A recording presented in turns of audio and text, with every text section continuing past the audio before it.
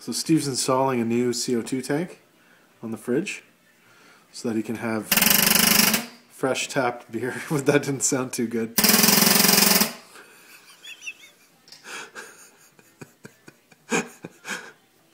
Uh-oh. This is not good. One thing that's great about brewing beer with Steve is that you always get to taste whatever he's got on tap. This is the Maple Honey Cream Ale. Oh, that is good. Very sweet, with notes of maple syrup, honey, and a little bit of malt and hops. Very nice beer. Nice honey maple cream ale, half homemade RC Cola, and half an ounce of Johnny Walker Red Label, just to add a little touch of smokiness. Does it taste good though? It tastes excellent. Hey, Mr. Tambourine Man, play a song for me. I'm not sleepy, and there is no place I'm going to. Hey, Mr. Tambourine Man, play a song for me. In the jingle jangle morning, I'll come following you. I like that. That's good. Soak, a little scrub. So you visually inspect every bottle? Yeah, visually inspect every bottle.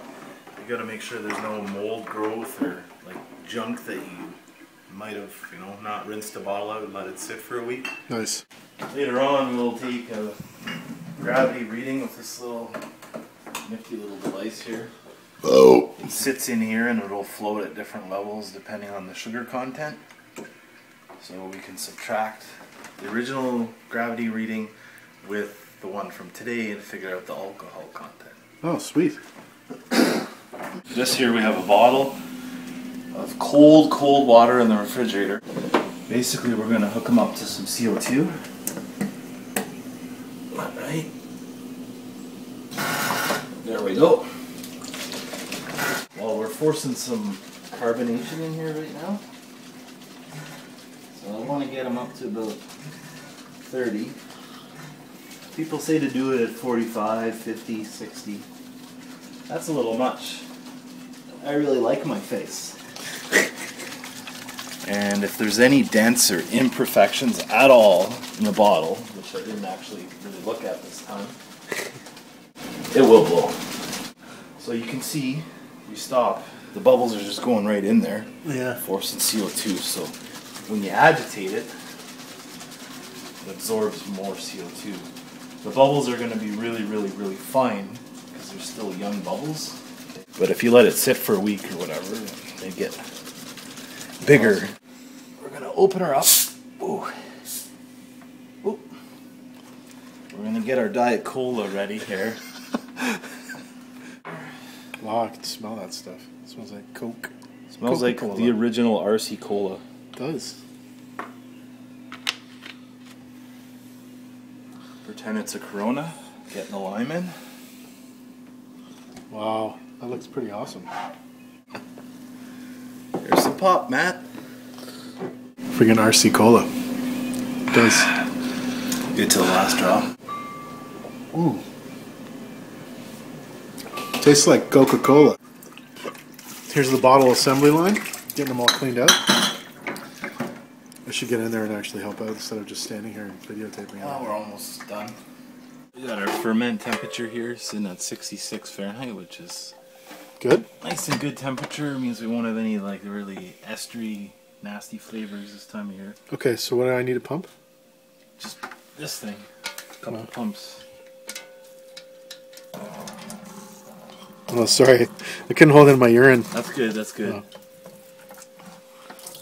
And then it just starts going, eh? Holy. Check it out. There's the batch. The Adam batch. What should we call it? Adam's Ale? It smells very much like that stuff that Adam gets at the Loon. Because all I smell right now is my deodorant, so I can't really tell. I stuck my head in it. It smelled pretty good. Old Spice. Except I stuck my head near your fart too, and it didn't smell that good. See, the only thing that bugs me is it's not clear, but to get really clear beer, one, you're supposed to use gelatin. But when you use gelatin, like you mix it up with hot water. Yeah. And you pour it in and you stir it around with the backwards end of the spoon. Nice. And it's supposed to attach itself to all the yeast and all the stuff that makes it cloudy. Cool. But it also attaches itself to the hops. So if you want an IPA, it's going to end up less hoppy. This is the yet to be discovered IPA right beside Adam's batch that Steve's now transferring. And the IPA I smelled already, and it smells damn hoppy. And We good. should put a bottle in the freezer. Like Yeah, we could do a that. bottle off, carbonate it, You want force to? it, try it out. Let's do it. I attached our little phone system here to the wall. Holy shit. Made a little makeshift network cable thingamajig.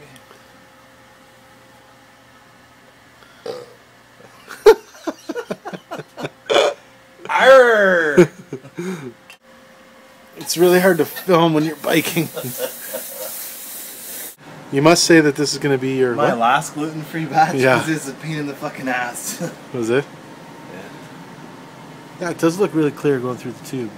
As you Well, can it's see. not that it was a pain in the ass. It was just a learning curve and not knowing if you're doing it right. Once no- we taste it, we'll be able to figure There's out. no actual really documented shit on it. Huh. Like actually there's 2 ingredients that might be worthwhile adding next time. Oats. 'Cause Oh. I think oats are gluten free. And anytime you put oats in it, it helps with the head retention, so it keeps a nice head. Nice. And then roasted barley. Or not roasted barley, roasted buckwheat. I want to try some of that wine. There's some wine that Steve's making. It's still in process, but it's This- barley wine, right? No, or it's just regular wine. Welch's grape juice. Is it? Yeah, out of the can. With some weed. It's not weed, man. It looks like tobacco actually, but does. it's called Irish moss. Oh, And apparently it's used to clear the beer, so you put like a cool. teaspoon in when you do your boil the last 10 minutes. So there you have it. Oh, Oh, one batch transferred. Now we're going to take this up, and there it is. about an inch. An inch on the top? Okay.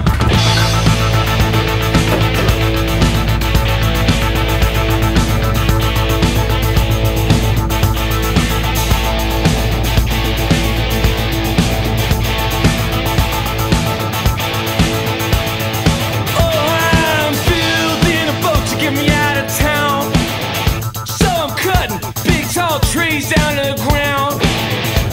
I'm gonna cut them up into bends with a couple of my friends. We're gonna have her going so fast by the spring. We'll go in the freezer, and we're gonna force carbonate it, and Matt and I are gonna sample it. All the sails, blocks and winches, fastening down the hatches with big brass hinges. And on the deck there will be teak that'll never leak. We're gonna have her going so fast by the spring. I'm gonna smash her. Steve is taking the top off. Oh no. The rice beer. We force carbonated a bottle. Now we're going to test it out. See the fruits of our labor. It's gonna be like pub style carbonate. That's okay. I'm drinking from an old Molson hockey glass. Actually, that looks pretty good for carbonation. That's pretty sweet. Let's test it out. We're going to test the gluten-free Nickelbrook against the batch that Steve just made and see what the comparison is like.